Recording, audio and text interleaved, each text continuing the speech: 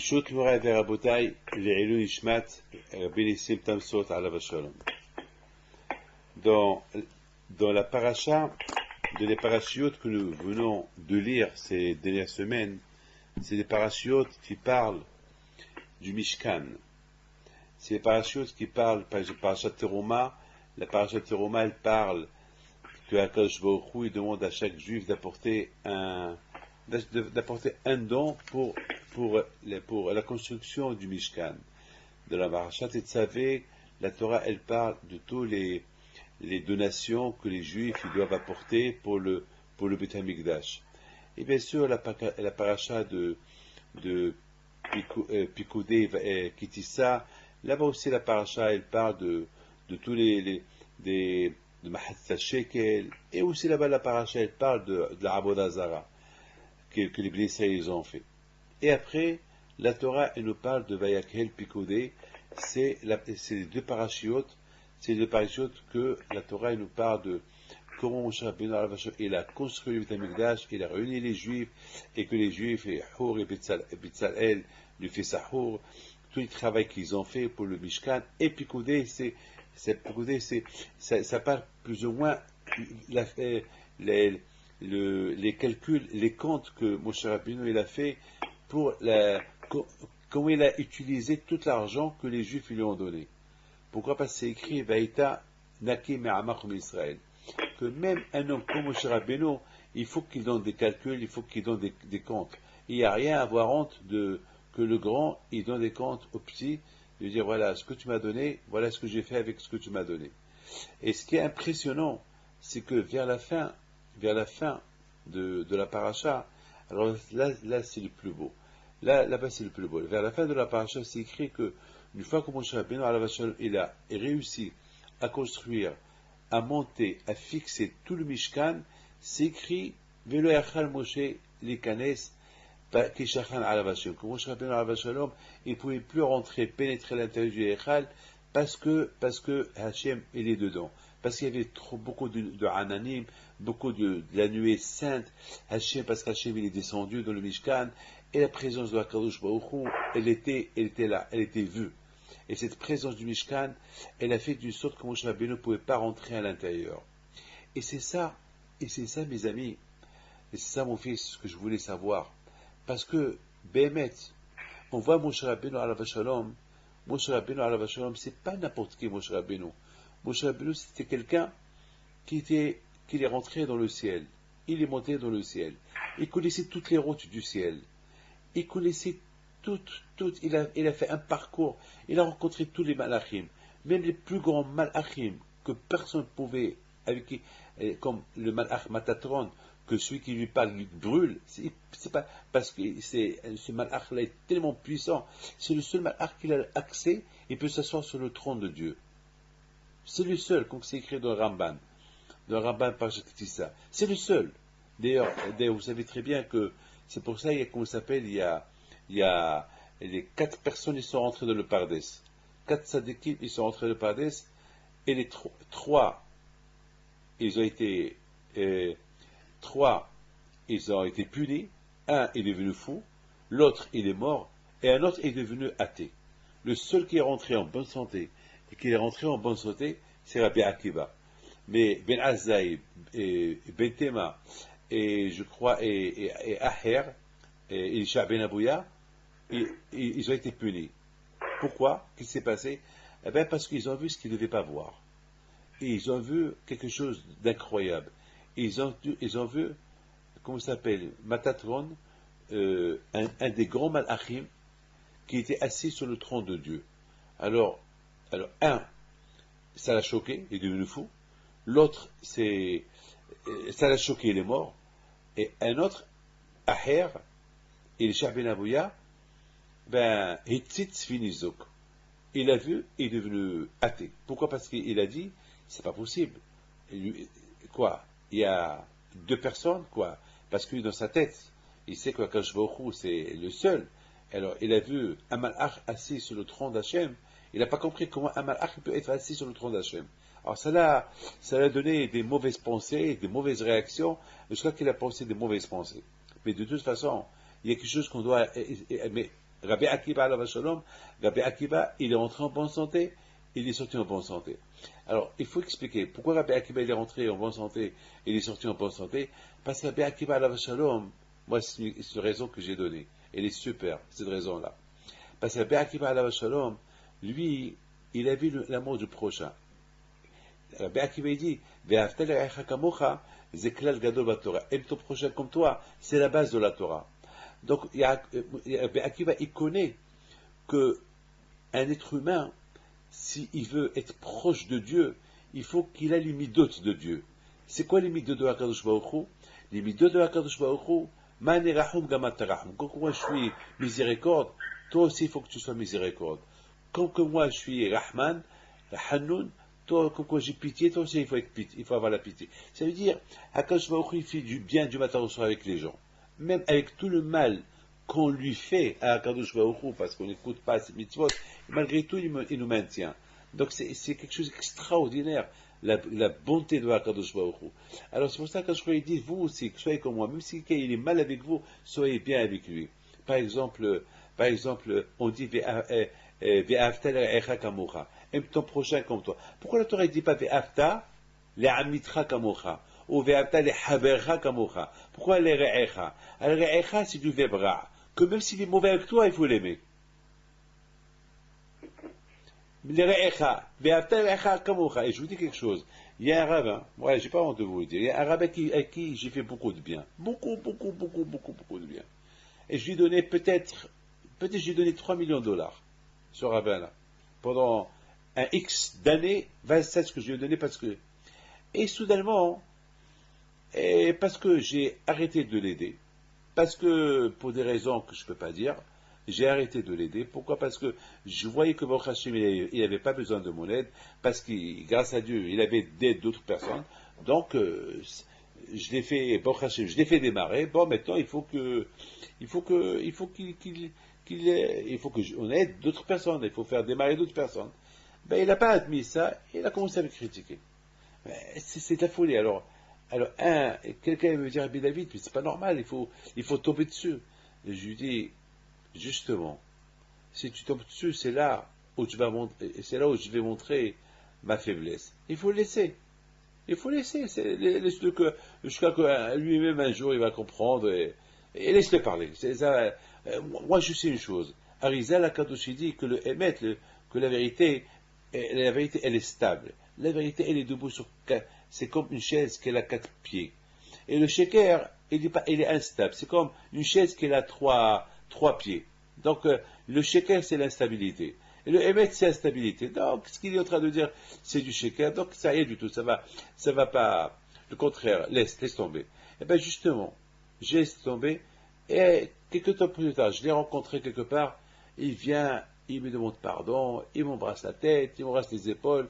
Pourquoi? Parce qu'il a vu que j'ai pas eu de réaction. Il sait que j'ai appris qu'il a m'a critiqué, mais j'ai pas répondu. Alors maintenant, on comprend Rabbi Akiva. Rabbi Akiva, il avait une idée. C'est quoi l'idée de Rabbi Akiva? Aime ton prochain comme toi, même s'il est mauvais avec toi. Il faut aider, il faut être comme HaKadosh Baruch Hu. Donc maintenant, Rabbi Akiva, lorsqu'il a vu Matatron, lorsqu'il a vu un grand malheur assis sur le trône d'Hachem, ça l'a pas affaibli, ça ne lui a pas donné de mauvaises pensées. Pourquoi? Parce qu'il a dit, HaKadosh Baruch Hu, HaKadosh Baruch Hu, il a cette qualité. Même avec les gens qui sont mauvais avec lui, il les aime, il les maintient.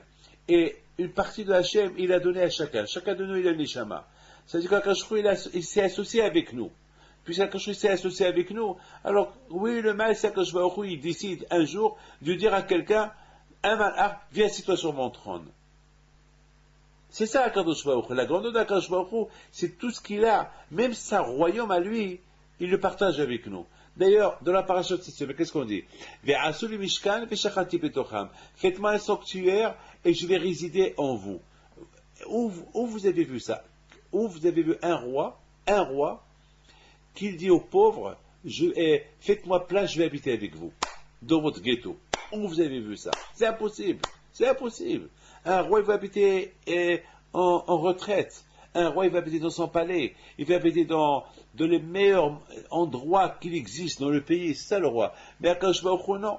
Quand je vois il nous a demandé Hashochen ita betom otam, même lorsqu'on est tamé, même lorsqu'on est impur, même lorsqu'on est loin de lui, Akash réside avec nous. Akash réside avec nous, il habite avec nous. Là où on est, Akash il habite avec nous. C'est inimaginable, inimaginable, inimaginable, inimaginable. Maintenant, on comprend cette belle paracha. Maintenant, on comprend cette paracha. Pourquoi dans cette paracha-là, mais c'est quelque chose d'extraordinaire. Je me suis toujours posé une question. Pourquoi l'affaire du Hegel, elle est entre Matan Torah et faire le Mishkan, et après on nous parle de Hakamat HaMishkan, comme Moshe Rabbeinu il a élevé. C'est-à-dire que on nous parle du Hegel au milieu qu'on nous parle du Mishkan. Au milieu qu'on nous parle du Mishkan, on nous parle du Hegel. Et après il y a la suite de la construction du Mishkan. Vous avez compris? Pourquoi cette paracha qui est au milieu? Eh bien, je pense comme ça. Je pense que le Satan et le Tzara, c'est une idée. Comme il dit le Zohar HaKadosh, il dit que la Torah, c'est Be'etzot. La Torah, c'est des conseils comment un homme il doit vivre. Par exemple, je vous dis quelque chose. Mettons, si la Torah si la Gemara dit, si Hachim ne nous aurait pas donné la Torah, il ne nous aurait pas du tout donné la Torah. Alors, vous savez, on va apprendre la Torah des animaux. On va prendre de la fourmi, ne pas voler, parce que les fourmis ne volent pas. On va prendre du chat. Les chats, ils ont la pudeur. On va prendre du coq, oui, pardon, le coq, on va prendre derech eretz. Et du chat, on va prendre la pudeur. Et du chien, on va prendre la reconnaissance. Parce que le chien et la hasida, des animaux, on va apprendre des choses. Mais quand je vois il te dit quoi, quand je vois il veut donner le kavod aux hommes, il ne veut pas que je dégrader l'homme et lui dire tu apprends de l'animal. Non, Akash nous a donné la Torah pour apprendre de la Torah, c'est pas la peine qu'on apprend de l'animal. Maintenant, moi, je pose une question. Pourquoi Hachamim, ils sont arrivés à nous dire que si Hachem ne nous aurait pas donné la Torah, on va apprendre de l'animal? Pourquoi? Pourquoi Akash il va nous dégrader pour qu'on apprenne de l'animal? Pourquoi? Quelle est la raison? Eh bien, justement, Adam Uvhema touché à Hachem. Eh bien, justement, il faut que l'homme, il faut qu'il sache qu'il n'est pas loin de la Behema. Il n'y a aucune différence entre la Behema et l'homme. Il n'y a aucune différence. Parce que la Behema, c'est une vie, et l'homme, c'est une vie. Il faut pas. La différence, c'est Akash qu'il a fait une différence entre la Behema et.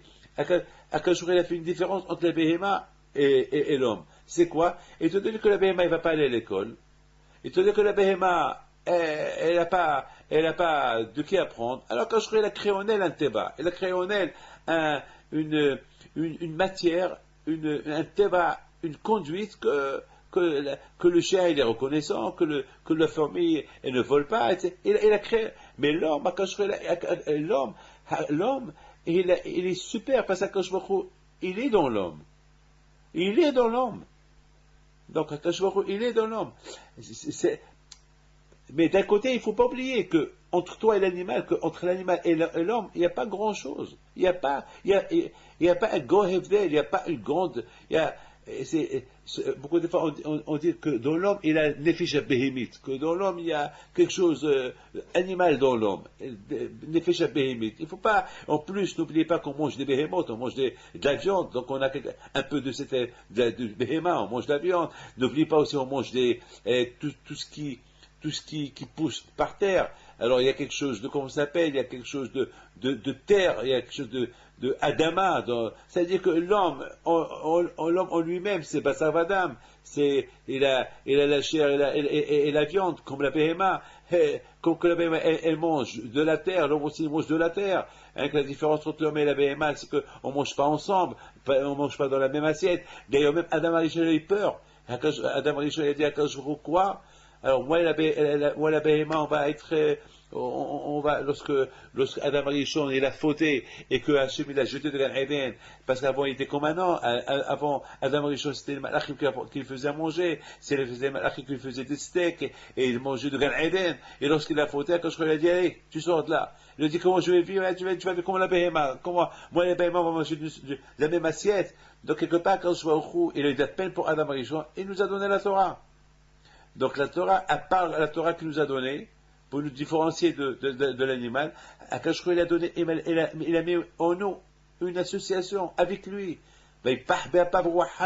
Cette neshama extraordinaire qui fait partie de la Kadosh Baruch Hu, c'est extraordinaire.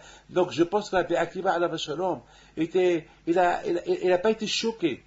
Donc Bezoma et Betema, ils ont été choqués de voir ce qu'ils ont vu. Ils ne pouvaient pas supporter ce qu'ils ont vu, donc ça les a choqués. Un il est mort, un il est devenu fou.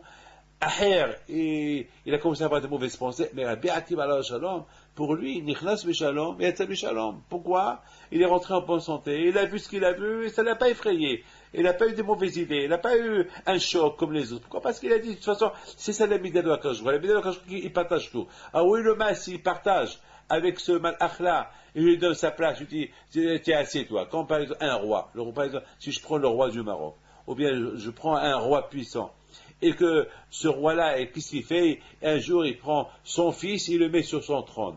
Pourquoi? Ça va choquer quelqu'un? Non, ça va choquer personne. Un autre qui va s'asseoir sur le trône du roi, oui, ça peut choquer. Mais un roi qui prend son fils et le met sur son trône, il n'y a pas de choc. De toute façon, nous, en Israël, nous tous, toutes les Neshamot à nous, ils sont mitahat kisei hakavod. Donc, quelle est la différence? Si on est mitahat kisei hakavod, ou on est sur kisei hakavod. Vous comprenez? Il n'y a aucune différence, c'est le trône. Donc maintenant, je pense comme ça. Tout le but de l'homme de Matan Torah, c'est de se faire construire. C'est ça tout le but de l'homme de Matan Torah. Et pour qu'il se fait construire, il y a Elia Mishpatim. Tout après Matan Torah, il y a une page qui s'appelle Elia Mishpatim. C'est-à-dire, il y a un but. Pour se faire construire, il y a des conditions. Il y a des mitzvot. Il y a être aimé d'Akadosh Baruch Hu, ne pas voler à l'autre. Il faut être, il faut aimer ton prochain comme toi. Il y a ce qu'on appelle, il y a des tnaïm, il y a des conditions. Et avec ces tnaïm-là, tu vas, à sous les Mishkan, on arrive à Parashat Roma. Tu vas te faire un sanctuaire. Mais il faut savoir une chose, que le Satan est trop jaloux. Le Satan ne peut pas supporter qu'un homme, non seulement qu'il a la Torah, mais il va se construire avec les lois de la Torah pour être un sanctuaire pour Hachem va résider dedans lui. C'est impossible. Il ne peut pas supporter cela. Donc il va tout faire pour lui donner des mauvaises idées et faire la Avodah Zara. Et c'est ça pourquoi la paracha du veau d'or, elle est au milieu. Pourquoi elle est au milieu? Parce que lorsque Satan, il voit comment l'homme, il avance, comment l'homme, avec la Torah, il veut se construire. Vous savez, quelqu'un qui veut construire un avion, il faut qu'il ait des pièces détachées. Mais avant qu'il ait des pièces détachées, il faut qu'il fasse une étude. Des études, comme Einstein, avant qu'il ait inventé la bombe atomique. Il a fait des études, il a fait des calculs, il a écrit des calculs, et après, il a inventé la bombe atomique. Et c'est comme ça, les Avdil. Avant d'être un sanctuaire pour Akadosh Baruch Hu, il faut des études, il faut écrire, il y a des méthodes, il y a des conditions. Après, tu peux devenir un sanctuaire pour Akadosh Baruch Hu. Mais le Satan est très fort, il ne peut pas supporter une chose pareille. Alors qu'est-ce qu'il fait, Satan? Il fait par tous les moyens pour faire abandonner l'homme du chemin de Akadosh Baruch Hu. Mais à l'homme de faire attention, à l'homme de se travailler. À l'homme de se travailler. Et c'est la raison pourquoi l'homme, avec la Torah, il peut arriver à être associé à Kadosh Baruch Hu. D'ailleurs, c'est écrit que celui qui fait Shabbat, il devient associé à Kadosh Baruch Hu. Un homme, avec la Torah, il devient Elahi, Ish Elokim, il devient un homme de Dieu. Un homme de Dieu. Donc, Rabotai, ou bien, Hasu Shalom, on peut devenir avec la Torah un homme de Dieu, ou bien on risque de devenir comme Elisha ben Abouya. On peut devenir un Racha. Ou ça. Et c'est la raison pourquoi, il faut faire attention, sachant que tu sais que l'homme, il peut tomber, alors, Vayakhel, il faut faire attention, il faut toujours se réunir, il faut toujours aller Shabbat, il faut toujours prier, il faut toujours il faut toujours être associé avec ton prochain, l'aider, Pessah, les fêtes, Shavuot, etc., etc., etc. Il faut toujours être attaché à Kadosh Baruch Hu. Et toujours faire un bilan. Picouder, c'est un bilan. Picouder. Maintenant, on comprend.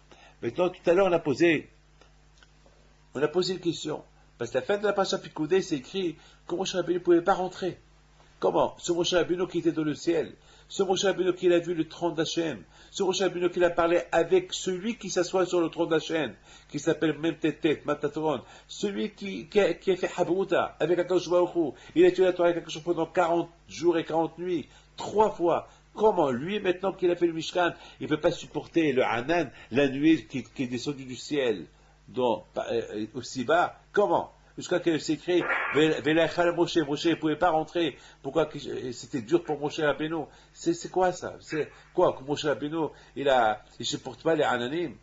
Il a fallu que la paracha de la semaine dernière, Vaikra Hashem, quand il appelle Moshe, rentre. Mais ouais, rentre, allez, tu rentres. C'est-à-dire que Moshe Rabbeinu, Shalom, il est sorti. Il a fallu que Hashem l'appelle pour qu'il rentre. C'est quoi ça? Eh bien, Rabotai, il faut savoir une chose. C'est une chose que je vais vous dire, c'est extraordinaire. De là, on apprend encore une leçon. On apprend de là une leçon extraordinaire. Que un homme, il faut toujours, aussi grand qu'il peut être, il ne faut pas qu'il croie qu'il est grand. Il faut toujours, comme on a vu dans Ben Ishai, la paracha de cette semaine, Ben Ishai, il dit que celui qui touche à quelque chose qui est Hekdesh. Par exemple, si par exemple je dis ce kilo de pommes de terre là, c'est Hekdesh, c'est pour Akadosh Baruch Hu. Alors, la Torah il dit que parce que j'ai mangé quelque chose qui appartient à Akadosh Baruch Hu, parce que je l'ai donné, j'ai dit ça c'est Hekdesh, donc ça devait partir au Beth Amikdash. Et moi je suis venu et sans faire exprès j'ai mangé. Donc, la Torah il dit il faut apporter un korban, il faut apporter un sacrifice pour se faire pardonner cette faute-là, et en plus, il faut payer il faut payer ce que tu as mangé, il faut payer aussi un knas, il faut aussi payer un knas, ça veut dire une amende. Il faut payer une amende. Voilà, il faut payer une amende. Et c'est extraordinaire. Et il y a un Ben Ishai, je ne peux pas vous dire tout le Ben Ishai, comment il explique ce passouk-là, mais je voudrais simplement ramener en 2 mots qu'est-ce qu'il dit. Il dit il rapporte ce que Hachamim disent, que le Mashiach il va venir à Hashem, les Malachim, ils vont dire Kadosh, Kadosh, Kadosh devant les Tzadikim. Ça veut dire que ce Kadosh, Kadosh, Kadosh que les Malachim disent, que HaKadosh Baruch Hu, le Mashiach il va venir, les Malachim ils vont le dire aux Tzadikim. C'est de la folie ça. Ça veut dire que lorsque Mashiach il va venir, les Malachim ils vont voir dans les Tzadikim l'image de HaKadosh Baruch Hu. Vous comprenez ça? Maintenant, écoutez bien ça. Écoutez très bien ça. Alors, maintenant, il y a une question qui se pose. Maintenant, Bishai pose une question. Pourquoi les Malachim maintenant, ils ne font pas Kadosh, Kadosh, Kadosh devant les Tzadikim maintenant? Pourquoi avec les Atid là-bas? Pourquoi avec dans l'autre monde? Ou bien lorsque Mashiach va venir? Pourquoi pas maintenant? Pourquoi pas maintenant?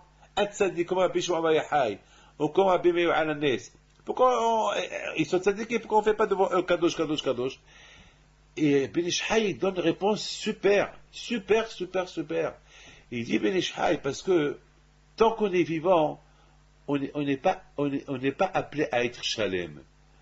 On est shalem, on est parfait uniquement après 120 ans. Pourquoi? Parce que pour arriver à être shalem, il faut pour que le tzaddik il soit parfait, dans une perfection, jusqu'à qu'il devient ilahi, il devient quelque chose de divin, uniquement si il est kadosh, il est saint dans son esprit, il est saint dans son débour, lorsqu'il parle, il est saint aussi lorsqu'il fait l'action. Beaucoup de fois, on s'assoit, on pense. Je pense faire la prière. Après, je fais la prière et après, je passe à l'action. Par exemple, je pense mes tefilines. Je mets mes tefilines, c'est l'action. Mais je pense et après, je prie. Ça veut dire il faut que ça soit, c'est parce que mettre les tefilines, c'est une mitzvah. Mais il faut savoir aussi, lorsque tu fais la prière, aussi c'est une autre mitzvah. Parce à quoi ça sert que tu penses à ta femme, tu penses au marché, et tu pries avec les tefilines. Donc, comme si tu n'as rien fait. Pour faire cette mitzvah-là de tefilin, ma'aseh, il faut que tu penses que tu es connecté à Hachem, il faut que ta prière elle soit parfaite, et comme ça, le gouffre ma'aseh, comme ça, c'est tefilin que tu portes, c'est ça, la mitzvah, elle se fait bien. Ça veut dire qu'il faut les trois choses ensemble. C'est-à-dire que chaque mitzvah qu'on fait, il faut associer les trois niveaux ensemble. Le dibour, la marshava, le dibour, le ma'aseh. La pensée et la parole et l'action. Donc, c'est pour ça on dit kadosh, kadosh, kadosh, kadosh, kadosh, kadosh, les trois fois kadosh, keneged, ces trois-là. Donc, si Dieu veut, l'homme, il est vivant, on ne peut pas savoir, parce que on ne peut pas savoir. Il y a, la shlimout, la perfection de l'homme, elle arrive une fois qu'il est mort. Une fois qu'il est mort, tzaddik, là, on peut dire qu'il est shalem. C'est pour ça qu'on dit Ve'al mishkavam yehi shalom. Ve'al mishkavam yehi shalom. Maintenant qu'ils sont morts, ils sont parfaits. Parce qu'on dit Al tami be'atzmach al yomota. Tant que tu es vivant, tu ne peux pas dire que tu es tzaddik. On ne sait pas si tu es tzaddik. Tant que tu es vivant, tu peux faire une avera. Mais une fois que l'homme est mort avec une teshuva, là, le Satan, il ne peut plus avoir aucune force sur lui. C'est extraordinaire. Donc maintenant, on comprend très bien maintenant. Maintenant, on comprend très très bien que l'homme dans sa vie, il se fait faire un mishkan dans sa vie. Vous imaginez, avec tous les mitzvot qu'il fait, il associe dans ces mitzvot qu'il fait, et la pensée, et la parole, et l'action, il devient un super mishkan pour Akadosh Baruch Hu. Alors, et Akadosh Baruch Hu, il réside en lui. Vous imaginez ça, quelle association, un homme avec Akadosh Baruch Hu ensemble, et surtout cet homme-là, il va avoir un pouvoir que plus tard, les malachim, ils vont dire devant lui, Kadosh, Kadosh, Kadosh, comme qu'ils disent à Akadosh Baruch Hu, c'est la folie ça. Ils vont comparer. Vous savez que les malachim à l'époque, ils se sont trompés. Lorsqu'ils ont vu Adam avant qu'il a fauté, ils ont cru que c'est Dieu. C'est ça qu'ils l'ont vu en train de manger. Lorsqu'ils l'ont vu en train de manger, ils ont compris que ce n'est pas un Dieu, c'est un être humain. Mais maintenant, les malachim, les neshamot et tzadikim de l'autre monde, ils n'ont pas de corps. Il y a quoi? Il n'y a que la neshama. Et cette neshama, elle fait partie de Akadosh Baruch Hu. Donc, quelque part, il y a un grand lien entre les neshamot et tzadikim et Akadosh Baruch Hu dans l'autre monde. Il n'y a que dans ce monde-là que la neshama, elle est associée avec le corps. Mais, une fois que le corps, il est laissé là, et la neshama monte là-haut, cette neshama, elle a, et ça s'appelle Helik el-Wahmi Ma'al. Il s'appelle une partie de Hakadosh Baruch Hu, cette neshama. Mais cette neshama, elle a un nom. Elle appartient à tel et tel tzaddik. Vous imaginez, donc les malachim, lorsqu'ils font Kadosh, Kadosh, Kadosh devant ces tzaddikim-là, ces neshamot de ces tzaddikim, ça veut dire qu'ils font Kadosh, Kadosh, Kadosh, quelque part, devant Hakadosh Baruch Hu. C'est de la Kabbalah. Je n'ai pas le droit de rentrer, de pénétrer trop dans ce inanim-là. Mais pour vous dire, ça, ce que Moshe Rabbeinu alav shalom, il voulait rappeler l'homme dans ce monde-là qui fait gaffe, qui fait attention. C'est pas parce qu'il est devenu très grand dans la Torah, il est devenu prophète, il est devenu grand rabbin, il est devenu ce qu'il est devenu, alors que Dieu préserve. Le Satan, il peut pénétrer dans sa tête, il lui dit, super, comment tu es grand, tu te rends compte comment tu es devenu divin, tu es devenu Ishikim, tu peux te comparer à qui, mais tu es extraordinaire. Et Hashem Shalom, l'homme est risque de tomber dans ce piège-là. Et si l'homme est risque de tomber dans ce piège-là, il risque de tout perdre. C'est pour ça que Moshe Rabbeinu, aussi grand qu'il était, il a montré à tout le monde que pour être un Mishkan de Hakadosh Baruch Hu, ça se ne mérite pas. Ne croyez pas que par rapport à mon zéchut, je l'ai eu. C'est une pitié d'Hachem qu'il a eu moi, qu'il a eu pitié de moi, que Hachem il est venu résider en moi. Parce que qui suis-je moi pour que Hachem vienne résider en moi? Je suis avec une matière grasse, une matière végétale, une matière qui est pourrie. Je suis rien du tout. Et c'est Akash Rishtabach chez Molahad qui a choisi de résider en moi. Mais en moi, même, je suis rien du tout. C'est ce que Moshe Rabbeinu a voulu montrer à Israël, qu'il ne pouvait pas rentrer dans le Mishkan, qu'il est resté en dehors du Mishkan. C'est quand Akash l'a appelé. Moshe Rabbeinu, il lance un message à tous les tzadikim, à toi, à Israël, aussi grand que vous pouvez monter, faites attention, parce que si vous montez très très fort, le Satan, il vous lâche pas. Il vous lâche pas, parce que jamais il vous lâche. Il va venir chez vous avec un peu de gava, et la gava, c'est pire que l'arbre d'Azara. Et après, et d'une chose à l'autre, vous risquez de tout perdre. Et c'est ça, Rabotai, les idées. Et maintenant, on passe à l'action. C'est pour ça, on passe à l'action parachat Tzav, la parachat de cette semaine. Tzav, on parle de Korban Ola. Cette parachat Tzav, on parle de Korban Ola. À quoi on compare Korban Ola à un homme? Un homme qui s'appelle Adam Kakimik. Un homme qui doit être toujours Korban Ola devant Akadosh Baruch Hu. Yoma Velaila. Comme ce feu-là qui est sur le Mizbeah, nuit et jour, comme ça l'homme, il doit être toujours Zot Torah Ta'ola, avec la Torah, Hi'aola, avec la Torah, il va monter et progresser et progresser. Il ne faut pas qu'il se donne une seconde de perte, parce que Hashvi Shalom, si il ne continue pas à progresser dans le Mahshaba, dans les Dibbo, dans le Maasé, il risque de tomber Rahma et Selan et s'éteindre. Alors, Al-Mukdah, Kolalayla, le Esh, la Torah, il doit être dans l'ombre, nuit et jour. Al-Mukdah, Yoma Balayla, et Zot Torah Ta'ola, Hi'aola. Il ne faut pas se contenter de ce que tu as lu. Relis, continue, Hi'aola, continue. Hi, c'est Gamataria, Hi, c'est Gamataria avec le Kolel 17. Et 17, c'est Torah. Tov, Ve'en Tov la Torah. Zot Torah Ta'ola, Hi'aola. Hi, ki la Kachtov Natati Lachem. Voilà, Rabotai, le Dvar Torah que j'avais à dire.